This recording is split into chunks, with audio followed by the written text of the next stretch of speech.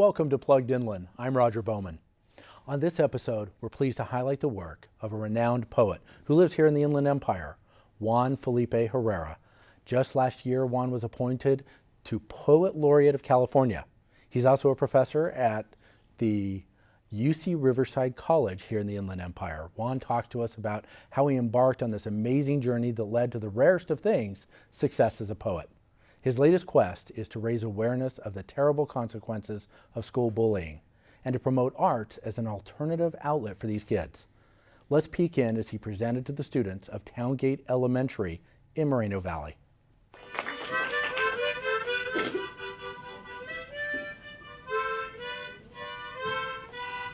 One time in high school, one of my friends, Tommy Landale, said, "Oh, I'm going to be a writer." I said, "A what? A writer? What's a writer?" This is in high school. But I had been writing since middle school, and my teachers would give me a little bunch of words, give us a bunch of words, new words, and said, "Write a story with these words." And I said, "Oh, this is interesting. Let me do this." And I used to really love doing that, but I didn't know I loved it. I just enjoyed it, but I didn't know I loved it, and that was part of a path I was already on, and I didn't even know it. So I never really knew, I think until the late 60s, but even then it was more of a public speaking, poetry style world that I decided to embark on. I decided to embark on being a presenter, a speaker, and a performer when I was in 7th grade, because I never spoke. I was afraid to speak, and I would see others speaking, and I would just admire them. How do they do it? So I said, I'm just really scared. That's it. I'm going to stop being scared, and I want to be a speaker. And the only thing I could come up with was to join the choir. I said, if I join the choir, that's going to get me on the road. So I started a choir in 8th grade through 12th grade. But I was caught up in my self-cultivation project, and I didn't know about writing, even though I would do very well. But it was just something I did in school. But eventually I was all I did, and it became my life. And maybe I was aware of it when I was 40. I never really told them they would see me on TV on occasion, and my uncle would see me on TV and say, "What are you talking about, all that political stuff?" But no, I never really shared it with them. I was like a writer in the public world, and at home I was Juanito, the son, and their son. And my father had passed away when I was 16. And they were storytellers, and my mother was a singer, and they encouraged me to pick up the guitar. So I became like a folk singer in high school, like we all did in those years. And a writer and songwriter and poet all wrapped up in one, like Bob Dylan, one of my early heroes back then. I would sing at home, and I would play my guitar at home, and my mom would see me hunched over the desk writing my life away. But I never told her, here's a poem I'm going to read for you.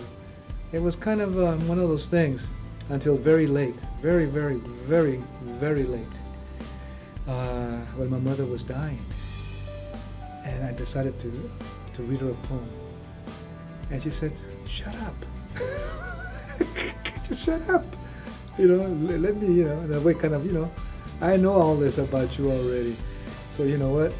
I'm somewhere else right now. I'm moving in another direction. But at the time it was kind of an anxious attempt to share the poems with her. However, she already knew about all of it. And she had set me off in that path many decades. My fondest dream, what I would like to see these children do, is what they did today. It's already been done.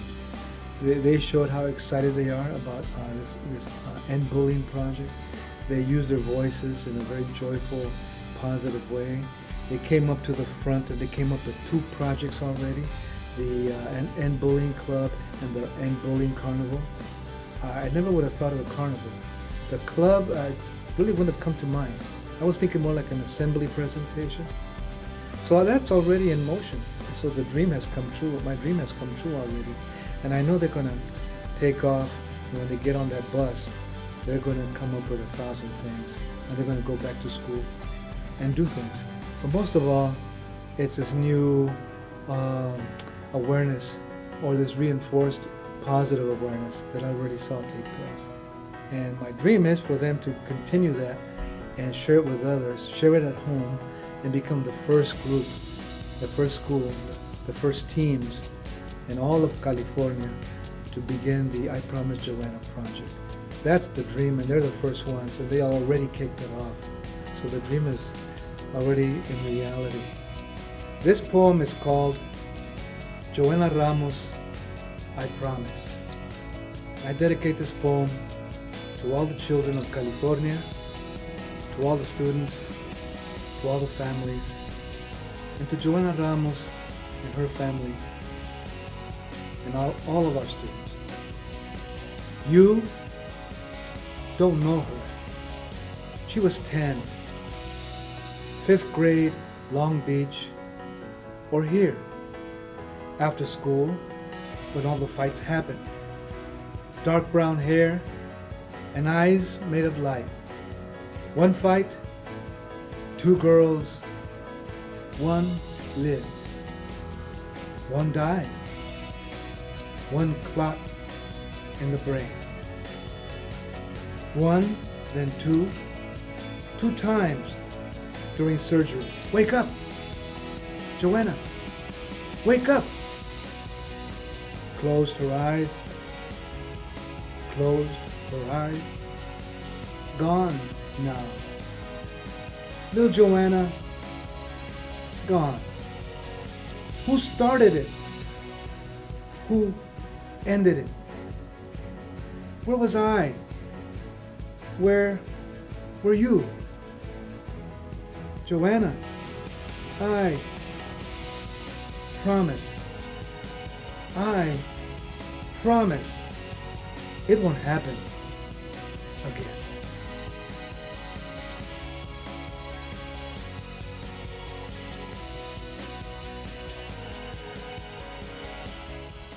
Here to discuss that poem and more is Juan Felipe Herrera. Thank you for being here, Juan. Well, thank you for inviting me. This is great. You know, in that video, we started with the happy note of how you ascended to the success level that you have now, how you found that passion and love, and then we ended on that somber poem about Joanna. So I'm going to start there. Okay. Who is Joanna? Well, Joanna is Joanna Ramos, an 11-year-old girl from Long Beach that got caught up in a fight at school or after school and got punched really hard and felt very sick, went home and told her mother, you know, Mom, I need to take a break. I need to rest in my room.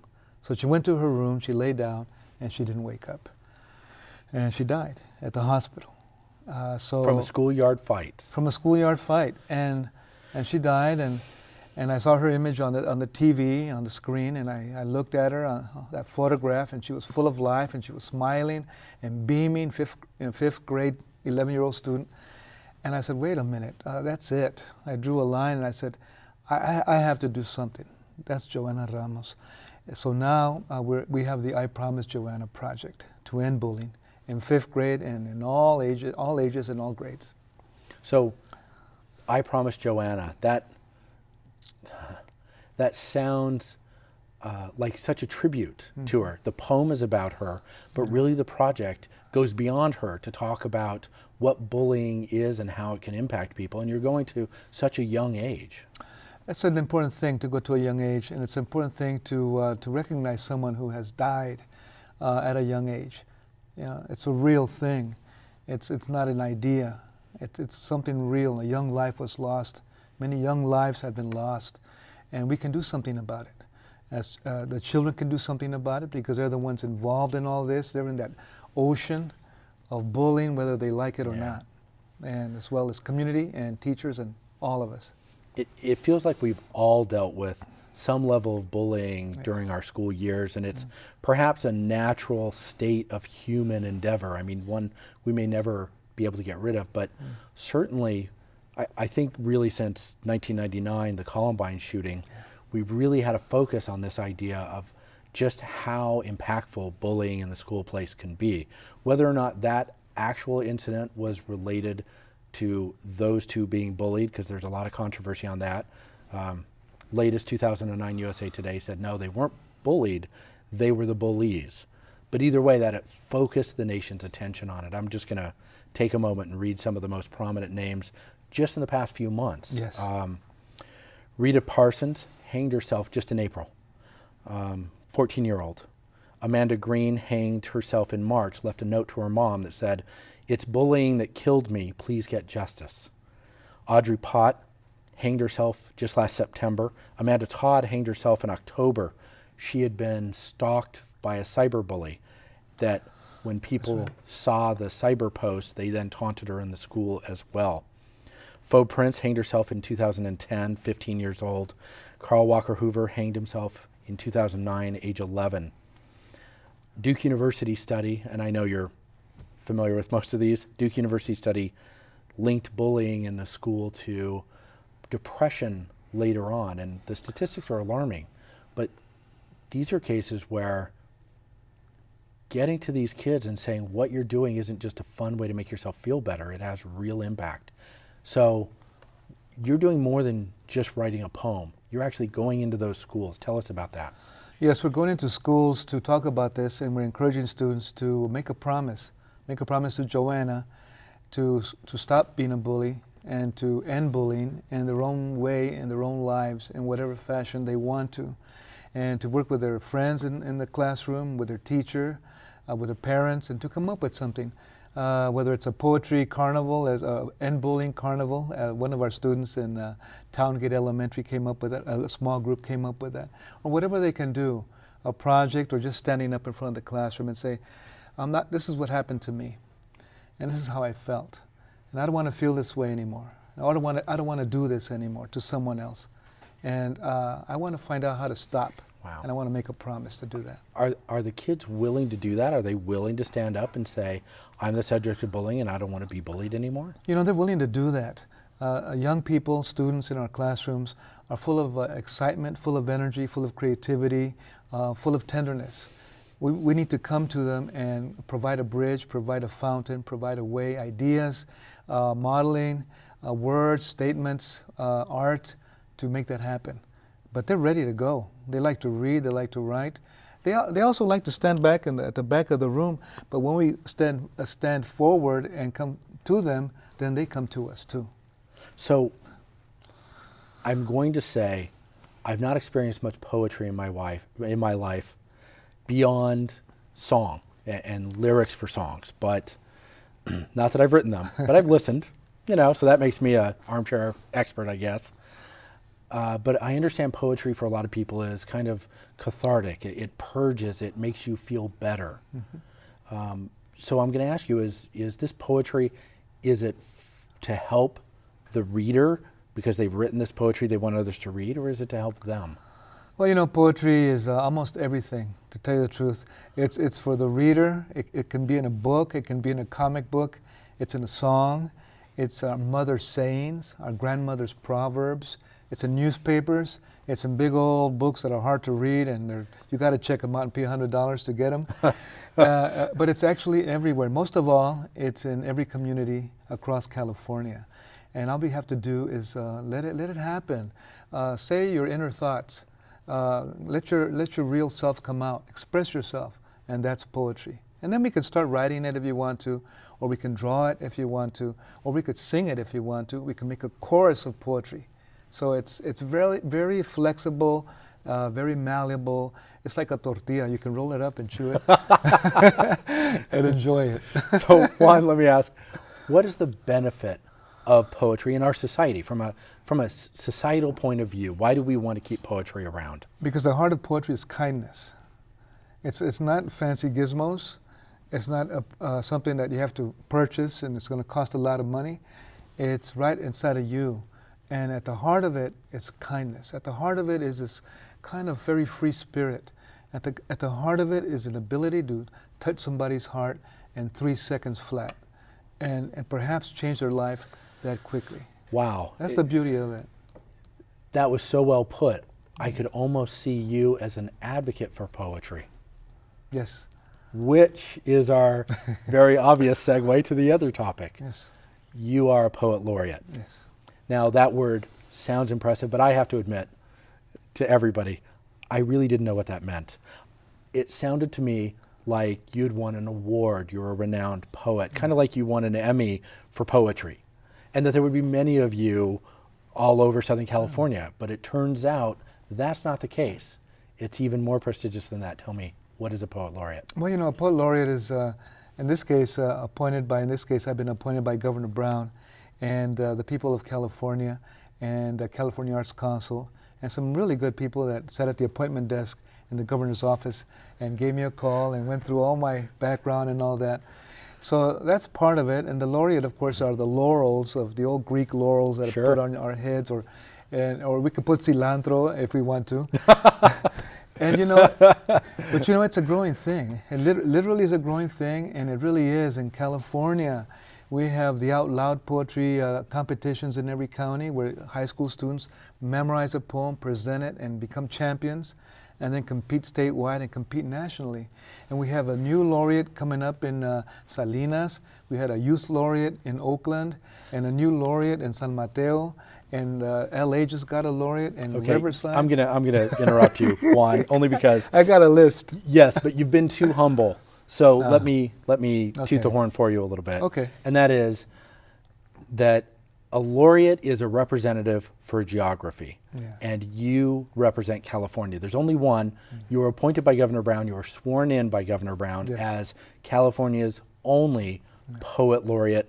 You represent and advocate for poetry inside the state of California. Most states have them. There's a few states that don't. And the U.S. has one that represents overall U.S. But you're in a club of under 50 people so recognized. I can't say no. You're right. I'm very grateful to Governor Brown and the people of California.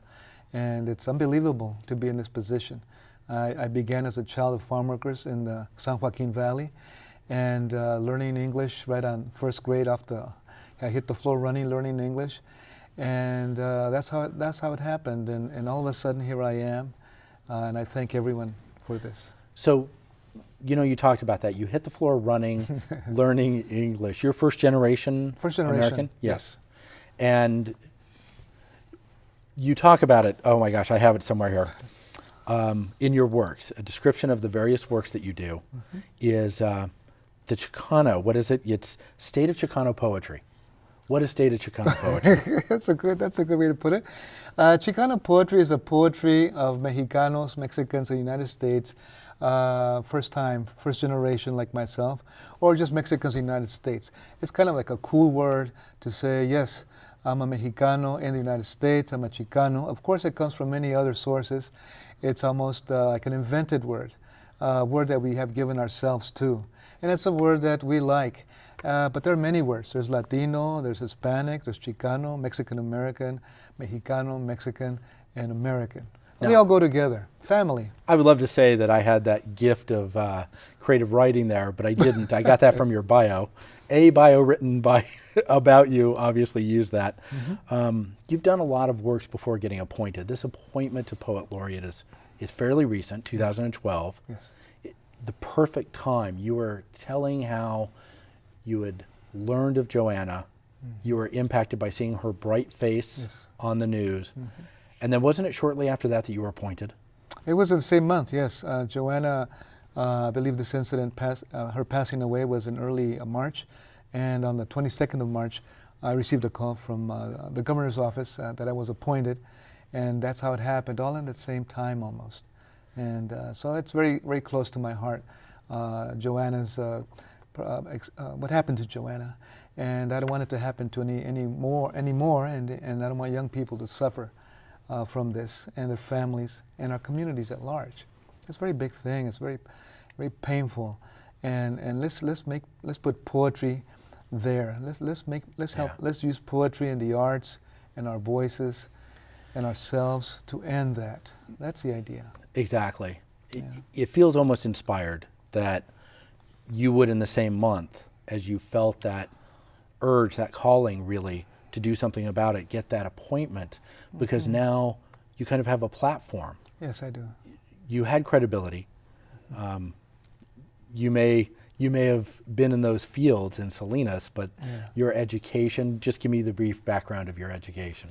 Oh, I went to UCLA through the EOP program in 1967, and then I went to Stanford, and then I went to University of Iowa in creative writing. University of Iowa, they're actually renowned for their creative writing That's right. school, aren't they? That's right. Yes, my mother actually has published 3 novels. Quick shout out, With Full Malice, 10 Times Guilty, and Beyond the Quiet. She actually went to University of Iowa creative writing program. So there you go, Mom. Good going. Yeah, so you got a great education, and then you went on and started teaching at a university, what we think of as the best of the UC system right here, UC Riverside. It is. It's a beautiful university. Beautiful students, beautiful department, creative writing, and faculty, fabulous. I just love the University of Riverside, California Riverside. It's done so much for me, and I learned so much from my students, and they're the best writers in a long ways. They're great.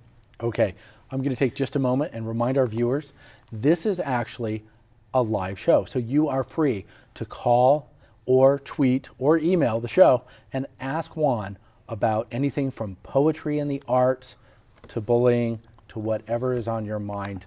And if it's anywhere in the realm of appropriateness, we'll talk about it on the air. You can ask Juan directly. So be sure to call, tweet, or email. And let me find out, you teach at UCR, you teach creative writing and the arts. Yes. But you also have a lot of your own personal works that you've done, a lot of books, a lot of works, that $100 big check out the library book that you were talking about, you've contributed to those. I have. But to university, you don't have to pay.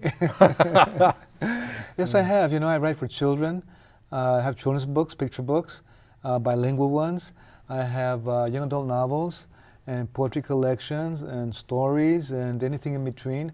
I wrote a musical last year in November, another project I did for the Laureate project, Stars of Juarez, about 2 women in the 30s in Juarez, Mexico, El Paso, and Riverside. And I met them in their 90s, in their mid-90s, and they were stars in the 30s, and no one really knows about them. So I took it upon And by mid-90s, I just realized, you didn't mean the years mid-90s, No, you mean their age was age. mid-90s. Yeah, 96, 97 years old. And I interviewed them. I knew they had a lot to say, and they were fabulous and magnificent and unknown. So I took it upon myself to make them known and tell their story, and I put together a musical to do that. Juan, I'd like to know their health secrets. That's right. Happiness and joy and family. Okay, so we have a question indeed. An email from Lynn of Calamasa. My daughter, 13, was recently bullied by several kids in the park. I told her next time run to an adult, but she said the girls wouldn't let her leave. What should she do if there's the next time? I'm afraid to let her go anywhere, especially the park now. Well, you know, letting our children walk home and go to school is great. But it's come to a point where we have to find ways of getting them to school and getting them back from school. And if it's a particular case like this, perhaps it'd be nice to find a way to get them outside of walking. Maybe they can get picked up or take a bus, or another parent that you know pick them up until this thing cools down. Or maybe not go through that park, you know. In this case, I do know from personal experience. Yeah. I mean, I've said on the air, there's interstitials that run on KVCR that talk about it. Yeah. I was bullied in my high school years, such that by the time it reached later high school, I didn't want to go to school. I skipped school. They had a zero tolerance policy and kicked me out. Yes. So I dropped out of high school because of bullying, really because I just wasn't strong enough at the time to be able to face it. And I've said it took me 20 years to climb out of that mess. Now, I had a great career in between. I did all kinds of things in the Silicon Valley, started my own companies, did all sorts of things, kind of following that Bill Gates, Steve Jobs idea that you can drop out and still be successful. Yes. I learned different. When the chips are down, you really have to rely back on that education, which is why I was proud that we were doing the dropout program that we did here this last series, Yes. and why I'm glad that we're talking about school bullying, the thing that affected me. Yes, you know, bullying does that. In my case, you know, I was bullied first grade straight off, and so I shut myself down. I didn't speak anymore because I spoke in Spanish, and I didn't know English. So then I stopped speaking all the way through 6th grade, 7th grade. And that's when I came to the point, like yourself, I got to do something about this. And I got in choir. I just enrolled myself in choir. I didn't want to do that, but I knew that in choir I was going to be able to pull out my voice again and start getting back on track. But I shut myself down for 6 years. So that's what bullying does. It kind of kicks us out of our rhythm, and we have this big detour all of a sudden. We're going backwards or sideways, and we have to make that turn, and many don't make that turn. So we are here to make sure they don't have to deal with that and keep on moving and keep on growing. You know, I know for this awareness project that you're doing, you reached out to others, and one of them that you sought out was the contributions of a student at UC Riverside named David Campos. As a bullying victim himself, he felt a personal aspect to the quest to use the arts as a way to resolve conflict. At the premiere of the I Promise Joanna program, David was on hand to help teach students how to turn their promises of anti-bullying into words and into art. Let's hear from David.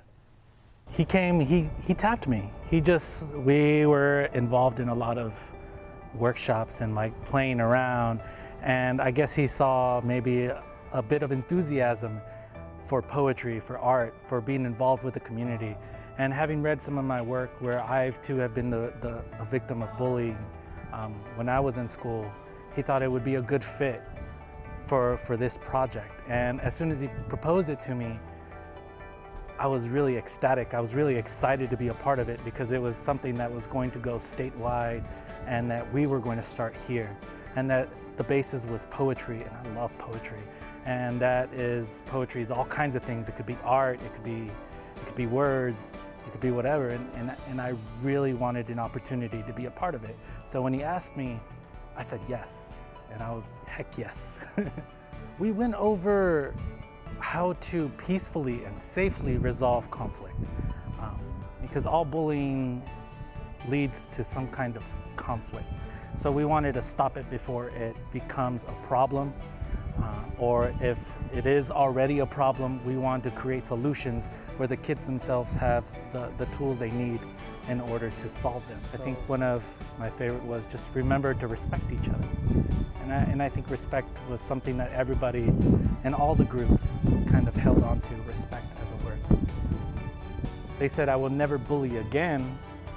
And I think that was really cool to see that you know, someone actually acknowledging that they have done it in the past and that they won't do it in the future. We went through around and asked every one of them what they each thought would be a good solution or their good promise to Joanna. And each of them had something very cool to say, very unique to say, from playing sports to telling an adult. And those examples, I really liked the opportunity. And you know, when I was in school, it wasn't there. No one was telling us to stop bullying.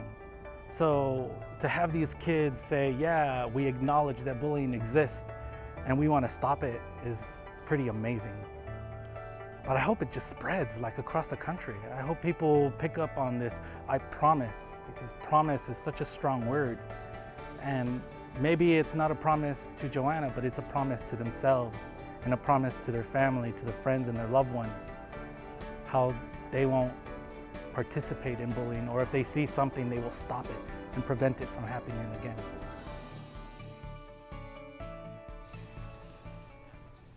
And we're back with California Poet Laureate Juan Felipe Herrera. Now, as our regular viewers know, in many of our episodes, when we break to a video at the midpoint, we return with that featured guest in our studio. Well, that was our intent this evening, but David wasn't feeling his best today. And so our staff wants to express our hopes that you, David, are getting better soon. But that gives us more time to explore what it means to be a laureate with Juan. So let me ask, we were talking about bullying. We have a caller, actually, that is going to ask a question about that. Maggie, if you're ready, you're on the air. What would you like to ask?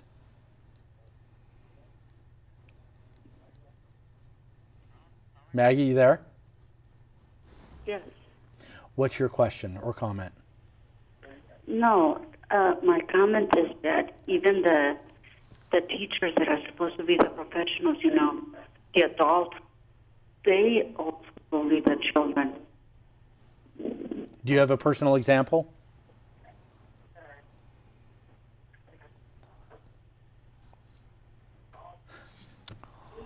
Okay, we're going to go ahead and talk about that a little bit. I think that she elaborated a little bit more to the screener and didn't want to elaborate on the air, and I wish that weren't the case, but some people freeze up. I hope she calls back and can come through with it. Let me ask you, encourage kids to do these poems about bullying and they feel better, and then a parent reads it. Should a parent panic when a child writes a poem that says, I'm being bullied and I hate it? No, panic is not a good thing, and it's no. As a matter of fact, it's good. We want to listen to our children, and we want to listen to everything they're going through. It's good to listen to the good stories and how well they feel, and they ate their lunch and everything went fine. But sometimes things don't go so well, and we want to listen to that and not react. Of course, our parents listen, but to react is the question. We need to kind of relax and let them say what they want to say, because if we get worried or we panic, then the child will panic and stop. And we won't know. We will not find out what's going on, and therefore we won't know what to do about it or in what condition our child is in. We won't be able to gauge and feel where they're coming from. That's what we want to do. Then how, as parents, do we encourage them? We want to confide in them. We want to show them our cariño, our good-heartedness, our glad-heartedness, and say good words to them. Things like Juanito or Juanita or Johnny or Justin or Brittany, I really believe in you. You have a beautiful voice. I appreciate you. Just those words. I know they sound like postcards, but just those words, that child will go to school glowing like a sun, like a solar system, and therefore feel better throughout the whole day. If we just brush them off, and I understand we're all busy, then they'll feel rushed off and they'll go to school nervous, and things can happen when you're off balance. Well, the teachers can take care of that, right? They can take care of that, but for 50, 60 students, 3 times a day or 4 times a day, it's a tough thing to do, or 40 students or 30, 20 students, it's hard to do. So today perhaps there's more for the parents to do than yesterday. So Juan, let's break out to another call. Okay. D from Manhattan Beach. I hope you're listening to the telephone and not to your TV so we can get your reaction right away. What's your question? Yes, hi. I'm a teacher, and I work all day long to keep the kids feeling good about themselves. But I'm really wanting to know from our Poet Laureate, when talking to the children, can they express what their motivation is in doing the bullying? Because I'm always shocked that sometimes it's the very nice kids that I had no idea would do something like this are some of the meanest. And I just wondered if he was able to kind of get down with the kids and find out, why? Why would you want to do this? Good question, Dee. Thank you. Well, there's a lot of things that she's saying, that you're saying. There's not knowing where the students are coming from, and finding out that they really got this anger going inside of them that to us feels mean, and then how they can express themselves. So that's a lot. I can see that this teacher and most of our teachers, if not all of them, have a lot to deal with in this particular area, the area of anger, and coming to school without food, no breakfast, or being homeless students, or being in a situation at home where it's very difficult, or being away from home, living with another family member and not being with their parents, or one parent or no parents. So when the child comes to class, they don't feel like they don't want to be there, or they have a lot of anger. So we have to provide opportunity. Sometimes they're just once again, we don't want to react to them negatively. And number 2, we want to kind of play with words. Also, we need to lighten it up. We go, okay, let's put some words up on the board.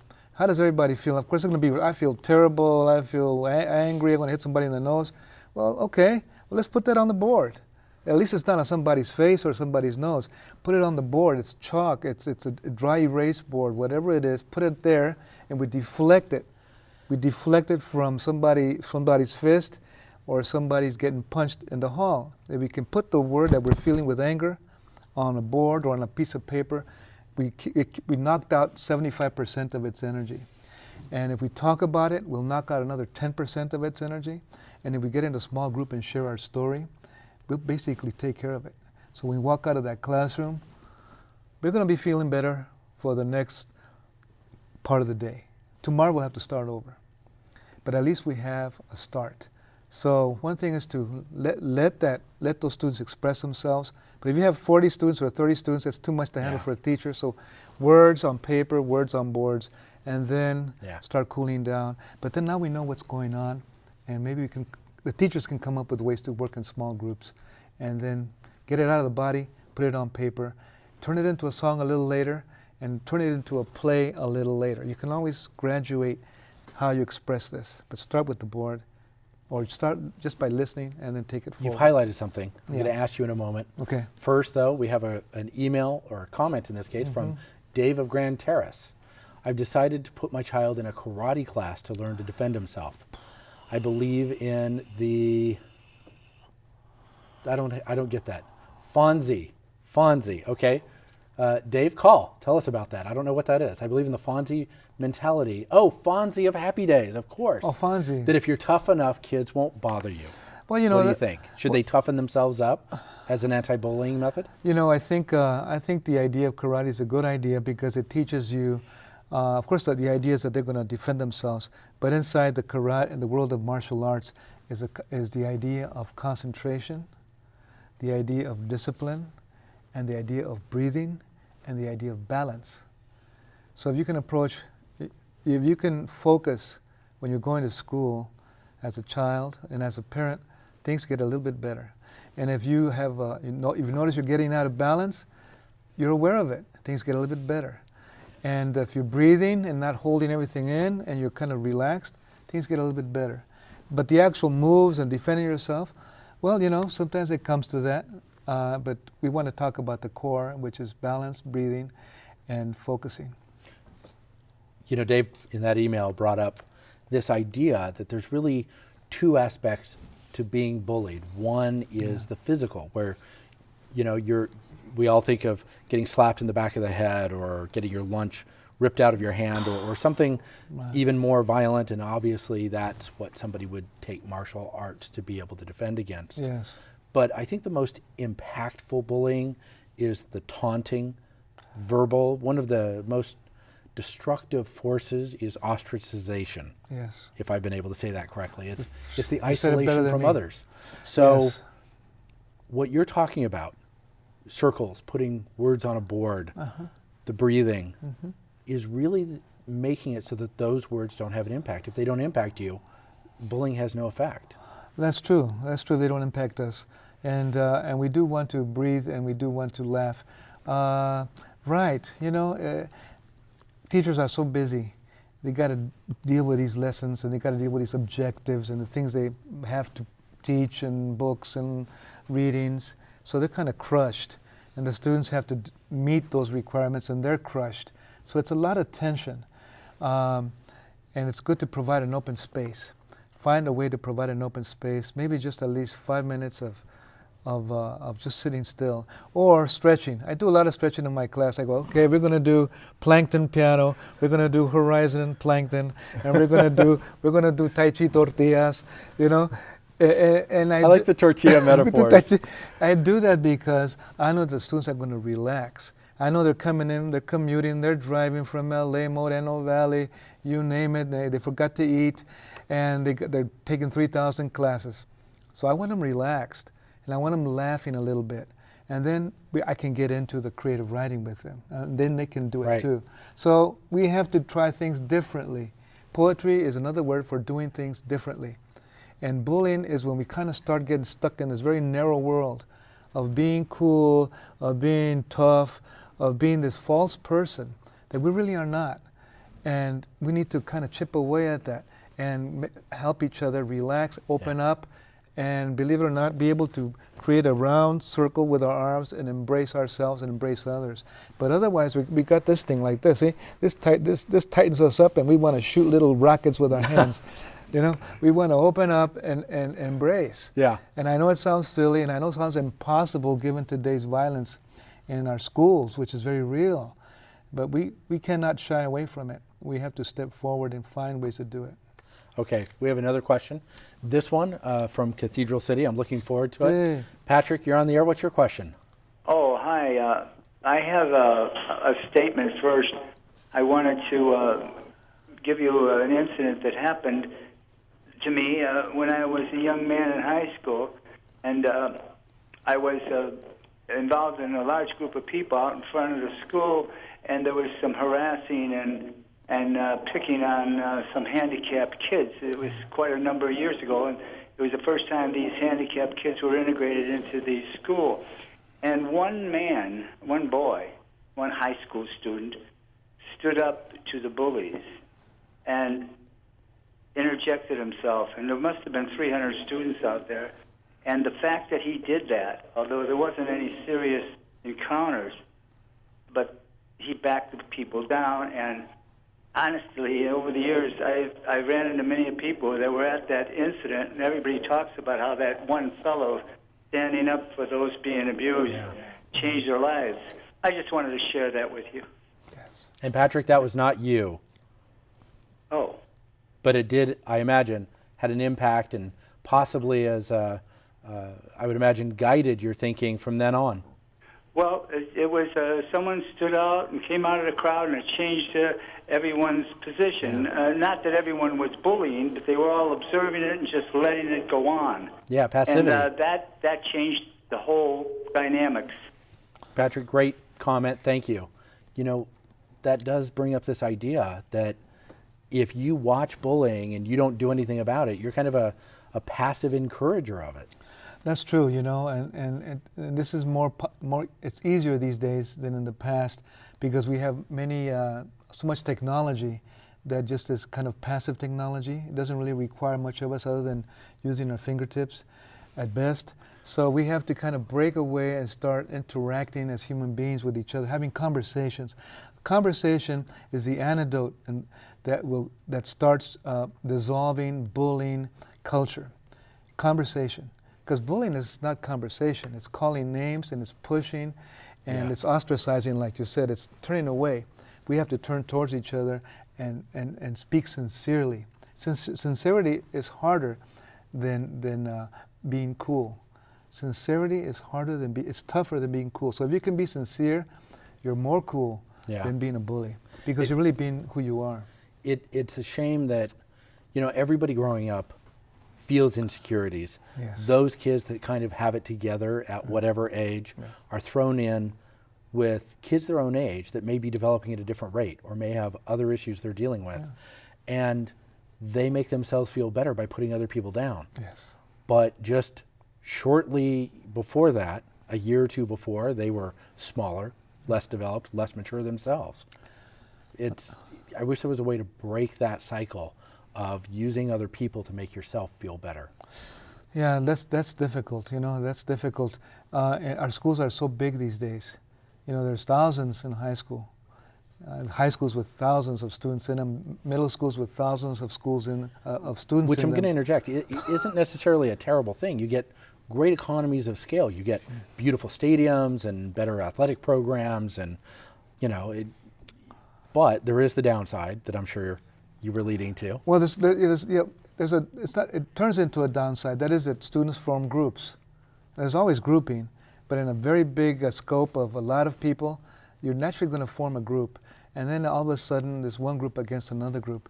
And the groups are not the bad thing. It's finding ways for those groups to communicate and to interact with each other.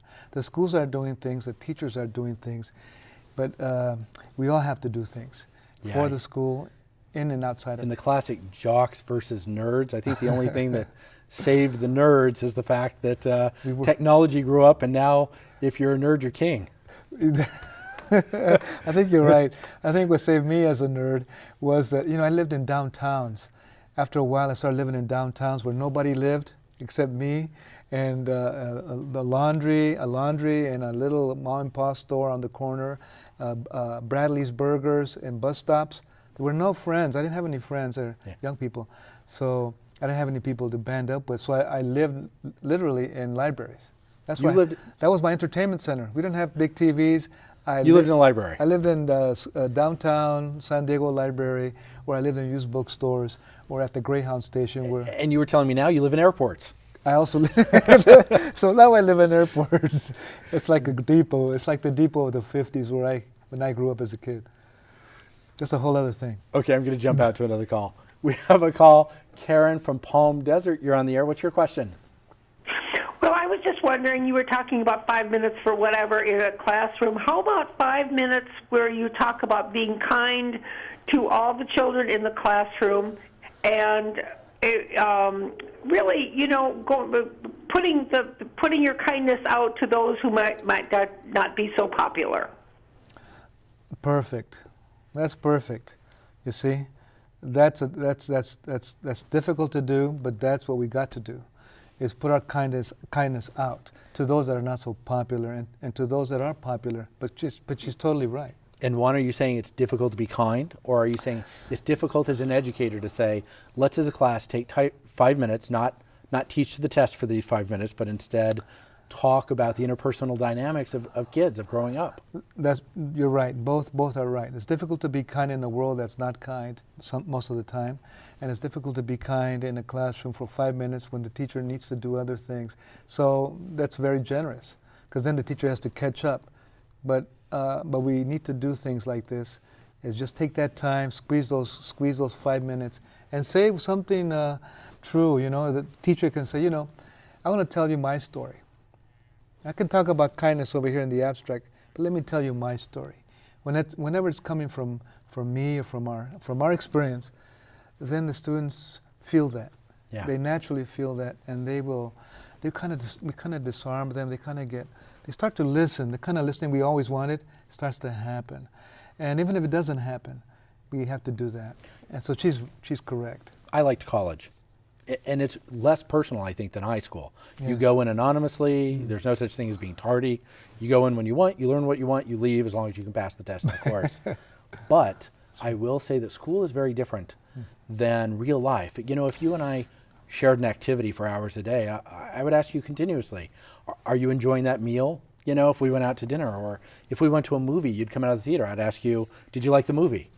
Who asks kids in the course of their day about their experience over the course of the day? We the bell rings, they leave the class. Probably in the whole 24 hours, no one does. Or in 48 hours, or 72 hours, or the whole month, probably no one does. So that's what's happening. And because things are going so fast, Facebook is fast, Twittering is fast, emailing is fast, schools are fast. You got to go from here to there, and the lessons come at you. You got to read. You got to do your homework. Everything's too rapid. And for kindness and in order to end bullying, we have to slow things down. We have to slow things down. Poetry helps. Poetry is the way to slow things down. Yes. Art is the way. It's a very reflective kind of art. We start noticing things. Very introspective. Yes. Okay, we have another call. This one from Los Angeles, and I want to say it's Jordan. Yes, Jordan, what's your question? Hello, can you hear me? Yes. Okay, I'm sorry I missed his name. The man in the glasses said a moment ago, how can a school with thousands of kids prevent bullying? Yeah, good question. And I hope you have the authoritative answer and can eradicate it here and now forever.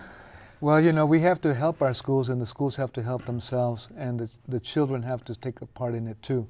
So the I Promise Joanna project is where I'm asking students to make a promise to end bullying, or to reflect on to talk about their experience being bullied, and to talk about their experience being bullied, and to make a promise not to do it, and to find a way to present this whole thing to the rest of the school.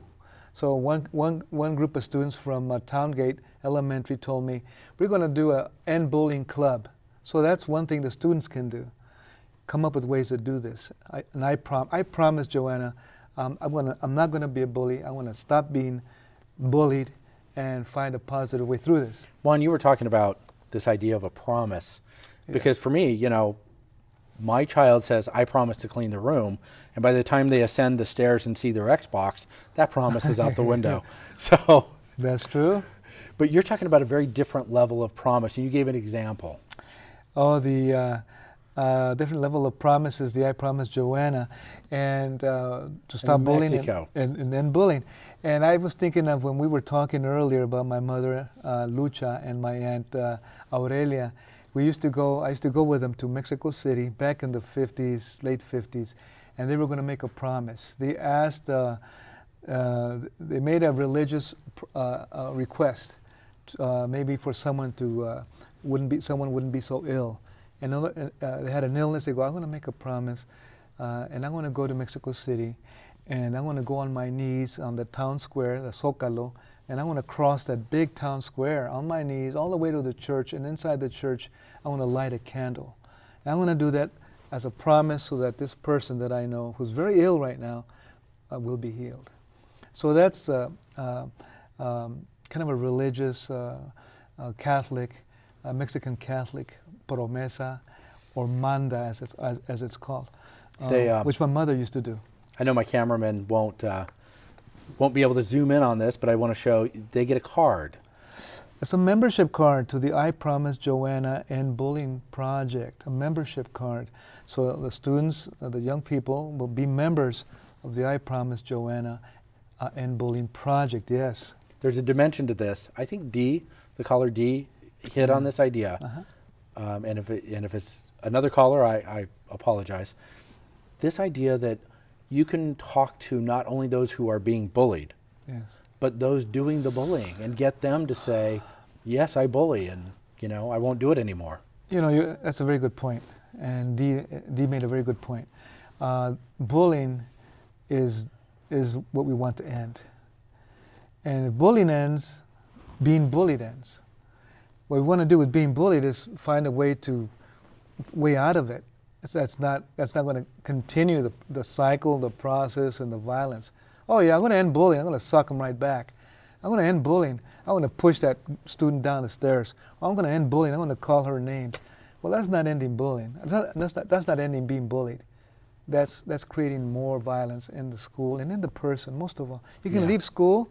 You can leave school and be full of bullying still. So we have to cut it at all levels, and that's right. We have to think about the bully, and the bully in us. We have both. I'm going to throw up some statistics. I'll make these nice and easy, but studies have shown, Duke University has done some, the government has done many, CDC has some statistics. 15% of high schoolers consider suicide. 7% make an attempt in one form or another. Of serious attempts, 1 out of 100 succeed, leading to about 4,400 youth suicides per year. It's a serious issue. It's a very serious issue, and when you look at that right next to what's happened this year with Boston, this is a whole other thing, of course, but bombs, shootings, and suicides, and bullying, they're all in the same stadium. It's a reaction to feeling aggrieved through violence. It's a terrible reaction. It's a terrible reaction. When in fact, we need better, more constructive outlets. Yes, we do. And let us start with ourselves. And, other things are taking place and programs are being initiated. Let's not wait. Let's start right now. Let's start this afternoon. Let's start this evening and say, son, daughter, I was listening to a program today, and it was about bullying. Is this something that you experience or that you go through? Has this happened to you? I think it has. Let's talk about it. And, let's have a piece of cake while we're at it, a little apple pie. And we'll talk, and I'll listen to you. It's okay. Feel free to say, and I won't react. I'm here to listen to you. Juan, I just want to tell you, if you weren't Poet Laureate, I'd want Governor Brown to appoint you. You express yourself well and you make your point. I know why people would attend your class. Thank you very much for your contributions. And as it happens every time about this part of the show, we run out of time. I hope you'll join me in thanking our guest, Juan Felipe Herrera, for being with us tonight in our studio. You know, Juan is a perfect example of a great contributor to our state, made possible in part by his excellent education. And that's really the story of the Inland Empire. We all know our region is changing. Various ethnicities and ethnic groups are migrating to Southern California. We see it in our schools. We see the change everywhere. So next week, we'll look at educational opportunities available to immigrants new to California to hopefully make them also into great contributors. I'm Roger Bowman. Thank you for watching Plugged Inland.